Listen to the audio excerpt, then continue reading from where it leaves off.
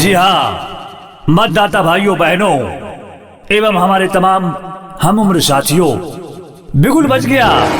कहते हैं कि खेतों में, खलिहानों में, जनता के अरमानों में, खेतों में, खलिहानों में, जनता के अरमानों में, जहाँ भी ढूंढें वहीं मिलूंगा, जहाँ भी ढूंढें वहीं मिलूंगा, गरीब मजदूर किसानों में। सीमा भारती के जीताई पंचायत होई सोनार, भारती के जीताई पंचायत होई सोनार, सीमा भारती के जीताई पंचायत होई सोनार, भारती के जीताई पंचायत होई सोनार। चाची जोड़ब दोनों हाथ अब के दे दी साथ, चाची जोड़ब दोनों हाथ अब के दे दी साथ, इन्हीं में बाटे विकास वाला हूँ। गौरी शंकर के जीताई पंचायत होई सोनार, शंकर के जीताई पंचायत होई सोनार, सीमा भारती के जीताई पंचायत होई सोनार, पंचायत होई सोनार। जात भुला दो, पात भुला दो, नफरत की हर बात भुला दो। जात भुला दो, बात भुला दो, नफरत की हर बात भुला दो। आया हूँ बड़ी आशा लेकर, थोड़ा सा अपना हाथ बढ़ा दो। जब गौरी शंकर जीती जय हो, तबे गरीबी सब मिटी जय हो, तबे गरीबी सब मिटी जय। जब सीमा भाभी जीती जय हो, दुखावा गरीबी सब मिटी जय हो, इन्हीं में बाटे सेवा का बाला हूँ। गौरी शंकर के जीताई पंचायत होई सोनार, शंकर के जीताई पंचायत होई सोनार, सीमा भारती के जीताई पंचायत होई सोनार, पंचायत होई सोनार। सीमा भारती जिंदाबाद जिंदाबाद जिंदाबाद, कंघा छाप जिंदाबाद जिंदाबाद जिंदाबाद, गौरी शंकर यादव जिंदाबाद जिंदाबाद जिंदाबाद, हरि नारायण यादव उर्फ टीमन यादव जिंदाबाद जिंदाबाद जिंदाबाद, ग्राम पंचायत राज बड़गांव की जनता जिंदाबाद जिंदाबाद जिंदाबाद। कोयले की खान से हीरा निकाल लेते हैं। मतदाता तो मतदाता हैं, भीड़ में भी अपने सच्चे साथी, सच्चे प्रत्याशी को पहचान लेते हैं। झूठ की आंधी सच्चाई के दीप को बुझा नहीं सकती, कोशिश कर ले आग पानी को जला नहीं सकती। जिसके साथ खड़ी है जनता जनार्दन की ताकत, उसे दुनिया की कोई ताकत हरा नहीं सकती। जी हाँ मतदाता साथियों, मतदाता मालिकों, समय ने एक बार फिर ऐसा मौका खड़ा किया है। ऐसा समय, ऐसा लम्हा, ऐसी घड़ी, चुनाव की घड़ी हमारे सामने है। जी हाँ, इस चुनाव की घड़ी में बहुत से लोग खड़े हैं, लेकिन देखना ये है कि हर समय कौन हमारे साथ खड़ा रहता है। चुनाव के समय बहुत से प्रत्याशी नजर आ रहे हैं, मगर देखना ये है कि कौन हमेशा नजर आता है, कौन हमारे दुख में सुख में हमेशा शामिल रहता है। मतदाता साथियों, वो कोई और नहीं है, वो हैं आपके अपने ग्राम पंचायत राज बड़गांव निर्वाचन क्षेत्र संख्या 21 से सुयोग्य लोकप्रिय संघर्षशील कर्मठ एवं समाज सेवी शिक्षित महिला उम्मीदवार सीमा भारती, जिनका चुनाव निशान है कंघा छाप, जो कि क्रम संख्या 4 पर अंकित है, और जिनके निवेदक, जिनके पति हैं भाई गौरी शंकर यादव, जो एक समाज सेवी व्यक्ति हैं, निस्वार्थ भावना से आपके बीच रहने वाले व्यक्ति हैं, जो हर दुख सुख में शामिल होने वाले व्यक्ति हैं। गौवा के नेता नहीं बेटी बनी आइले, दे दो आशीर्वाद चाची सिरावा झुकइले, दे दो आशीर्वाद चाची सिरावा झुकइले। ए चाची गौवा के नेता नहीं बेटी बनी आइले, दे दो आशीर्वाद चाची सिरावा झुकइले। ए कहीं बस अपना ये चाचा पुराई दी हो, ए चाचा हो सीमा भारती के फिर से जिताई दी हो, ए चाची हो कंघा छपर बटन दबाई दी हो। आइए मतदाता साथियों, आपने जिन्हें जाना है, पहचाना है, जिन्हें जांचा है, परखा है, सीमा भारती एक बार फिर से आपके बीच आपका साथ, आपका आशीर्वाद मांगने आई हैं, जिनके कार्यकाल को आपने देखा है। चलिए मतदाता साथियों, सीमा देवी के साथ चलते हैं और इनके चुनाव निशान कंघा छाप पर ही मिलजुल कर बटन दबाते हैं, जिनके पति हैं गौरी शंकर यादव और निवेदक हैं हरि नारायण यादव उर्फ टीमन यादव, जो एक समाज सेवी व्यक्ति हैं जिन्हें आप भली भांति जानते हैं, पहचानते हैं। आइए एक नजर डालते हैं इनके कार्यों पे। बड़गांव में PWD सड़क से गंगा डीलर घर होते हुए कवरगाह तक नाला एवं PCC सड़क निर्माण कार्य करवाएं। बड़गांव गंगोली टोल से लेकर दीवार स्थान तक मिट्टी एवं ईंट सड़क निर्माण कार्य करवाएं। बड़गांव काठ बाबा स्थान जाने वाली सड़क का PCC कार्य करवाएं। कारू बाबा स्थान के प्रांगण में मिट्टी ईंटकरण कार्य हुआ। बड़गांव गंगोली टोल से बलहा जाने वाली सड़क सह पुलिया निर्माण कार्य हुआ। PWD सड़क से टीपू गजबर से समयपुरा तिनवटिया तक सड़क का जीर्णोद्धार कार्य हुआ। आज जनता के लिए हमेशा तत्पर रहते हैं और जनता के कार्यों के लिए हमेशा तत्पर और तैयार रहते हैं, जैसे वृद्धा पेंशन, विधवा पेंशन, लक्ष्मीबाई पेंशन, निःशक्ता पेंशन, पारिवारिक लाभ, गरीब लोगों की मान सम्मान हेतु सहायता कार्य में हमेशा लगे रहते हैं। आइए मतदाता साथियों, साथ निभाते हैं गौरी शंकर यादव का, सीमा भारती का एवं इनके चुनाव निशान कंघा छाप पर बटन दबाकर इनको भारी बहुमत से विजयी बनाते हैं। एक बार फिर से पंचायत समिति सदस्य पद पर आसीन करवाते हैं और क्षेत्र में विकास की गंगा बहाते हैं।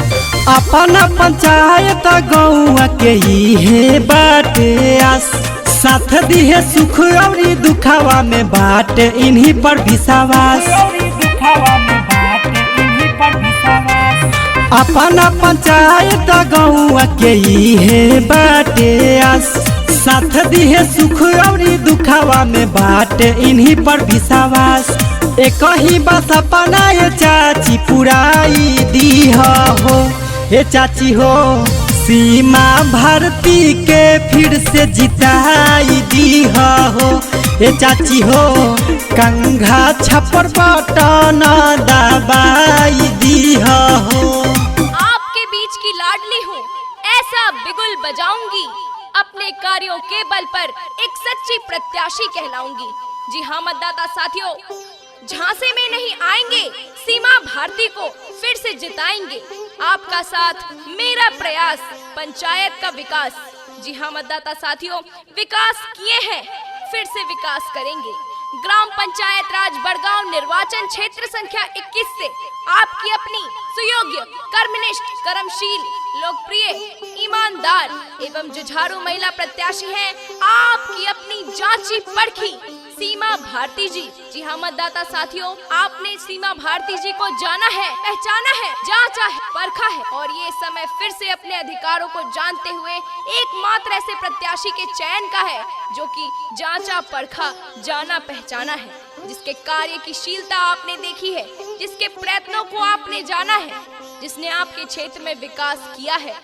तो ये समय है फिर से चुनाव करने का, एकमात्र ऐसी महिला उम्मीदवार का जो है आपकी अपनी जांची परखी सीमा भारती। तो इस बार सीमा भारती के चुनाव निशान कंघा छाप पर बटन दबाना है, कर्म संख्या 4 पर बटन दबाना है। भारी बहुमत से सीमा भारती को विजय बनाकर पुनः पंचायत समिति सदस्य पद पर आसीन करवाना है। गावे गावे गली गली गूंजे हो गौरी शंकर यादव के नाम, सबका से निक बाय चाचा ई न कर हो काम, चाचा भैया के हो काम। गली गली गावे गावे गूंजे हो सीमा भारती के नाम, सबका से निक बाय चाचा ई न कर हो काम।